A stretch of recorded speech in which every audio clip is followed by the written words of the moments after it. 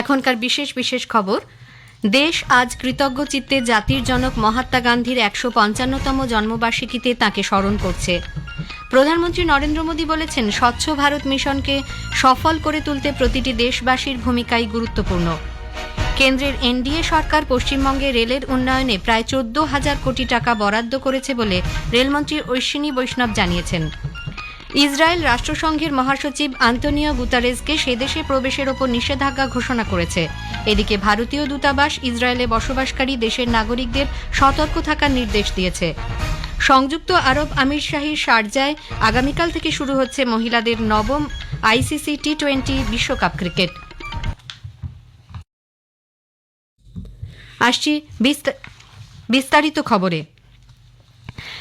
দেশবাসী আজ সশ্রদ্ধ চিত্তে জাতির জনক মহাত্মা গান্ধীর ১৫৫তম জন্মবার্ষিকীতে তাঁকে স্মরণ করছে।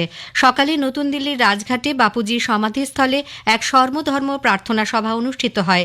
রাষ্ট্রপতি দ্রৌপদী মুর্মু, উপরাষ্ট্রপতি জগদীপ ধনখড়, প্রধানমন্ত্রী নরেন্দ্র মোদী, লোকসভার অধ্যক্ষ ওম বিড়লা, কেন্দ্রীয় মন্ত্রীবর্গ, লোকসভার বিরোধী নেতা রাহুল গান্ধী আজ রাজঘাটে পুষ্পার্ঘ্য নিবেদন করে শ্রদ্ধা জানান। আজকের দিনটি আন্তর্জাতিক অহিংসা দিবস হিসেবেও পালিত হচ্ছে। বিদেশেও গান্ধীজির প্রতি শ্রদ্ধা জানাতে নানা অনুষ্ঠানের আয়োজন করা হয়েছে।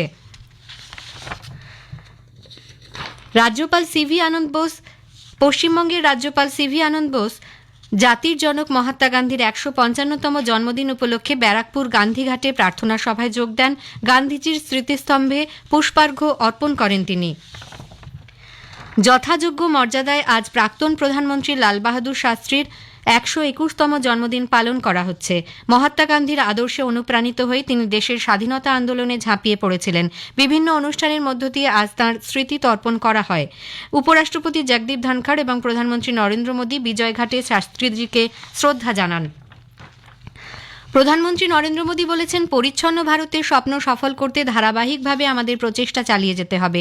নতুন দিল্লিতে আজ তিনি স্বচ্ছ ভারত মিশনের ১০ বছর উপলক্ষে স্বচ্ছতা হি সেবা ২০২৪ কর্মসূচিতে বক্তব্য রাখতে গিয়ে বলেন, পরিচ্ছন্নতা অভিযানকে দেশের ১৪০ কোটি মানুষ জন আন্দোলনে পরিণত করেছেন। তিনি তাদের এজন্য ধন্যবাদ জানান। তিনি বলেছেন, স্বচ্ছ ভারত মিশনকে সফল করে তুলতে প্রতিটি দেশবাসী গুরুত্বপূর্ণ ভূমিকা নিয়েছেন। বিশ্বের বিভিন্ন প্রান্তে আজ এই অভিযান চলেছে। বিভিন্ন রাজ্যের মুখ্যমন্ত্রী, মন্ত্রী এবং অন্যান্য গুরুত্বপূর্ণ আধিকারিকরা স্বচ্ছতা হি সেবা অভিযানে অংশগ্রহণ করেছেন। প্রধানমন্ত্রী আরও বলেন, সেবা পক্ষের এই ১৫ দিনেই ২৭ লক্ষেরও বেশি কর্মসূচিতে ২৮ কোটিরও বেশি মানুষ অংশগ্রহণ করেছেন। মহাত্মা গান্ধীর স্বপ্নকে সফল করতে আমাদের এই উদ্যোগ অবশ্যই গুরুত্বপূর্ণ হয়ে উঠেছে। आज से 1000 साल बाद भी जब 21वीं सदी की भारत का अध्ययन होगा तो उसमें स्वच्छ भारत अभियान को जरूर याद किया जाएगा। स्वच्छ भारत इस सदी में दुनिया का सबसे बड़ा और सबसे सफल जन भागीदारी वाला, जन नेतृत्व वाला जन आंदोलन है। বিশ্বের বিভিন্ন নেতা ও আন্তর্জাতিক সংগঠন স্বচ্ছ ভারত মিশনের ১০ বছর পূর্ণ হওয়ায় প্রধানমন্ত্রী নরেন্দ্র মোদীকে অভিনন্দন জানিয়েছেন। তারা বলেছেন, এই মিশনের মাধ্যমে ভারতের নিকাশি ব্যবস্থা এবং পরিচ্ছন্নতা সার্বিকভাবে বৃদ্ধি পেয়েছে। এশিয়ান ডেভেলপমেন্ট ব্যাংকের প্রেসিডেন্ট মাসাতসুগু আসাকাওয়া স্বচ্ছ ভারত অভিযান ভারতের মানুষের দৈনন্দিন জীবনযাত্রা বদলে দিয়েছে বলে মন্তব্য করেন। বিশ্ব স্বাস্থ্য সংগঠন হুয়ের মহাসচিব টেড্রাস আধানাম ঘেব্রিয়াসুস স্থিতিশীল উন্নয়নের লক্ষ্যে পৌঁছতে প্রধানমন্ত্রী স্বচ্ছ ভারত মিশন উদ্যোগের প্রশংসা করেছেন। তিনি বলেছেন, পরিচ্ছন্ন এবং স্বাস্থ্যোজ্জ্বল জাতি গঠনে স্বচ্ছ ভারত মিশন গতির সঞ্চার করেছে। ভারত সরকার নিকাশি ব্যবস্থাকে ঢেলে সাজিয়ে প্রকাশ্যে শৌচকর্ম মুক্ত দেশ গড়ে দৃষ্টান্ত স্থাপন করেছে। সরকারের এই চেষ্টার ফলে দেশে ডায়রিয়া ও অপুষ্টির হার কমেছে। প্রধানমন্ত্রী নরেন্দ্র মোদী আজ ঝাড়খণ্ডের হাজারিবাগে ৮৩,৩০০ কোটি টাকারও বেশি মূল্যের বিভিন্ন প্রকল্পের শিলান্যাস, উদ্বোধন ও জাতির উদ্দেশ্যে উৎসর্গ করেছেন। প্রকল্পগুলির মধ্যে রয়েছে ৭৯,১৫০ কোটি টাকারও বেশি ব্যয়ে ধরতি আবা জনজাতীয় গ্রাম উৎকর্ষ অভিযান এবং প্রধানমন্ত্রী জনজাতি আদিবাসী ন্যায় মহা অভিযানের অধীনে একাধিক প্রকল্প। প্রধানমন্ত্রী ৪০টি একলব্য বিদ্যালয়েরও উদ্বোধন করেন এবং ২৫টি একলব্য বিদ্যালয়ের শিলান্যাস করেন। পশ্চিমবঙ্গ সরকারের সহায়তা না মেলায় রাজ্যে 61টি রেল প্রকল্পের কাজ থমকে রয়েছে বলে রেলমন্ত্রী তথা তথ্য ও সম্প্রচার এবং তথ্য ও প্রযুক্তি মন্ত্রী অশ্বিনী বৈষ্ণব জানিয়েছেন। শিয়ালদহ স্টেশনে আজ রেলের কয়েকটি পরিষেবার উদ্বোধন করে তিনি বলেন, আটকে থাকা এই প্রকল্পগুলির জন্য অনুমোদন এবং অর্থ বরাদ্দ হয়ে গেছে। রেল মন্ত্রক যথাসাধ্য চেষ্টা চালিয়ে যাচ্ছে। জমি অধিগ্রহণের মতো বিষয়ে রাজ্য সরকারের সহায়তা ও অনুমোদন পাওয়া গেলে প্রকল্পের কাজ দ্রুত সম্পন্ন করা সম্ভব হবে। শ্রী বৈষ্ণব বলেন, पश्चिम बंगाल में रेलवे के डेवलपमेंट के लिए राजनीति से ऊपर उठकर prime minister Shri Narendra Modi ji has allocated 13,941 crore rupees for development of railways in Bengal, 4,300 crore during the UPA period, 13,940 crore during Modi ji's tenure. উল্লেখ্য, শ্রী বৈষ্ণব আজ শিয়ালদহ ডিভিশনে রেলের কোচের সংখ্যা 9 থেকে 12তে পরিণত করা 12 বগির ইএমইউর লোকাল ট্রেনের জন্য প্ল্যাটফর্ম সম্প্রসারণ, 12 কোচের শিয়ালদা রানাঘাট ইএমইউ এর পরিষেবার সূচনা করেছেন। আজিমগঞ্জ থেকে কাশিমবাজার ও কৃষ্ণনগর থেকে আজিমগঞ্জ পর্যন্ত ট্রেন পরিষেবা এবং রাধিকাপুর থেকে নতুন দিল্লি ট্রেন পরিষেবারও সূচনা করেন তিনি। আজ মহালয়া, পিতৃপক্ষের অবসান। প্রতিবারের মতো এবারেও আকাশবাণীর বিশেষ প্রভাতী অনুষ্ঠান মহিষাসুরমর্দিনী বয়ে আনে দেবী দুর্গার আগমন বার্তা। ভোর থেকেই গঙ্গাসহ বিভিন্ন নদ নদীর ঘাটে পূর্বপুরুষদের উদ্দেশ্যে তর্পণ করতে সমবেত হন অসংখ্য মানুষ। এর জন্য ঘাটগুলিতে বাড়ানো হয় নিরাপত্তা। অনেক মণ্ডপেই আজ সকালে প্রতিমা নিয়ে আসা শুরু হয়েছে। মহালয়ায় আজ পশ্চিমবঙ্গের মুখ্যমন্ত্রী মমতা ব্যানার্জি রাজ্য জুড়ে ভার্চুয়ালি একাধিক পুজোর উদ্বোধন করেন। প্রধানমন্ত্রী নরেন্দ্র মোদী আজ মহালয়া উপলক্ষে দেশের মানুষকে শুভেচ্ছা জানিয়েছেন। সমাজ মাধ্যমের এক পোস্টে তিনি বলেন, দুর্গাপূজা মানুষের মনে শুভ বুদ্ধির উন্মেষ ঘটায়, মানুষ ইতিবাচক কাজে উদ্যোগী হন। দুর্গা মা সকলের সুখ, শান্তি ও সমৃদ্ধি নিয়ে আসুন। খবর শুনছেন আকাশবাণী থেকে।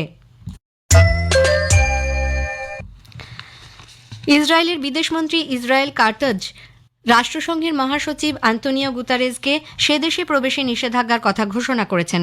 ইসরায়েল এবং ইরানের মধ্যে অতি সাম্প্রতিক উত্তেজনা বৃদ্ধি পাওয়ায় এই সিদ্ধান্ত বলে মনে করা হচ্ছে। ইসরায়েলের সরকারি সূত্রে জানানো হয়েছে, ইসরায়েলের ওপর সাম্প্রতিক ইরানের ক্ষেপণাস্ত্র হামলাকে রাষ্ট্রসংঘের মহাসচিব যথেষ্ট কড়াভাবে নিন্দা করেননি। বিদেশমন্ত্রী বলেছেন, যারা ইসরায়েলের ওপর হামলার এই নিন্দা করবে না তাদের সে দেশে সফরের কোনো অধিকার নেই। এদিকে মধ্যপ্রাচ্যে উদ্ভূত পরিস্থিতির প্রেক্ষিতে তেল আভিভে ভারতীয় দূতাবাস ইসরায়েলে বসবাসরত দেশের নাগরিকদের সতর্ক থাকার নির্দেশ দিয়েছে। স্থানীয় কর্তৃপক্ষের তরফে জারি করা নীতি নির্দেশিকা মেনে চলতে বলা হয়েছে তাদের। বিদেশ মন্ত্রক সুদানে সংযুক্ত আরব আমিরশাহীর রাষ্ট্রদূতের নিবাসে হামলার খবরে গভীর উদ্বেগ প্রকাশ করেছে। যে কোনো ধরনের দ্বন্দ্বের পরিস্থিতিতে কূটনৈতিক অঞ্চলগুলির মর্যাদা লঙ্ঘন করা উচিত নয় বলে ভারত এদিন উল্লেখ করেছে। নতুন দিল্লি পরিস্থিতির দিকে লাগাতার নজর রাখছে বলে বিদেশ মুখপাত্র রণধীর জয়সওয়াল জানিয়েছেন। জামাইকার প্রধানমন্ত্রী অ্যান্ড্রু হোলনেস আজ উত্তরপ্রদেশের বারাণসী পৌঁছেছেন। তিনি সারনাথ সফর করেছেন, যেখানে ভগবান বুদ্ধ তাঁর প্রথম বাণী প্রচার করেন। এই সফরের সময় রাজ্যপাল আনন্দবেন প্যাটেল তাঁর সঙ্গে ছিলেন। তিনি এরপর গঙ্গা আরতি প্রত্যক্ষ করবেন। পশ্চিমবঙ্গের জুনিয়র চিকিৎসকদের কর্মবিরতির আবহে সুপ্রিম কোর্টের নির্দেশ মেনে হাসপাতাল ও মেডিকেল কলেজগুলির নিরাপত্তা ব্যবস্থা খতিয়ে দেখতে রাজ্য সরকার একটি বিশেষ দল গঠন করেছে। প্রাক্তন ডিজিপি সুরজিৎ কর পুরকায়স্থর নেতৃত্বে নভেন্দ্র পাল সিং, জয় বিশ্বাস, পুষ্পা, তাপস মাইতি, সৌম্য ভট্টাচার্য ও খালিদ কাইজারকে নিয়ে 7 সদস্যের এই দল গঠন করা হয়েছে বলে স্বাস্থ্য দপ্তর সূত্রে জানা গিয়েছে। নিরাপত্তা ব্যবস্থা সরেজমিনে খতিয়ে দেখে রাজ্য সরকারের কাছে দ্রুত রিপোর্ট দেওয়ার নির্দেশ দেওয়া হয়েছে। সংযুক্ত আরব আমিরশাহী শারজায় আগামীকাল থেকে শুরু হচ্ছে মহিলাদের নবম আইসিসি টি20 বিশ্বকাপ ক্রিকেট। শুক্রবার ভারত তাদের প্রথম ম্যাচে নিউজিল্যান্ডের বিরুদ্ধে খেলবে। এবারে টি20 বিশ্বকাপ ক্রিকেটে মোট 10টি দল অংশগ্রহণ করছে। গ্রুপ এতে ভারতের সঙ্গে অন্য যে দলগুলি আছে সেগুলি হল অস্ট্রেলিয়া, নিউজিল্যান্ড, পাকিস্তান এবং শ্রীলঙ্কা। উল্লেখ্য, ভারতীয় মহিলা দল এখনও পর্যন্ত টি20 বিশ্বকাপ ক্রিকেটে জয়লাভ করতে পারেনি। শেষ করার আগে খবরের বিশেষ কিছু অংশ আরেকবার। দেশ আজ কৃতজ্ঞ চিত্তে জাতির জনক মহাত্মা গান্ধীর 155তম জন্মবার্ষিকীতে তাঁকে স্মরণ করছে। প্রধানমন্ত্রী নরেন্দ্র মোদী বলেছেন, স্বচ্ছ ভারত মিশনকে সফল করে তুলতে প্রতিটি দেশবাসীর ভূমিকাই গুরুত্বপূর্ণ। কেন্দ্রের এনডিএ সরকার পশ্চিমবঙ্গে রেলের উন্নয়নে প্রায় 14,000 কোটি টাকা বরাদ্দ করেছে বলে রেলমন্ত্রী অশ্বিনী বৈষ্ণব জানিয়েছেন। ইসরায়েল রাষ্ট্রসংঘের মহাসচিব অ্যান্তোনিও গুতারেজকে সে দেশে প্রবেশের ওপর নিষেধাজ্ঞা ঘোষণা করেছে। খবর শেষ হলো।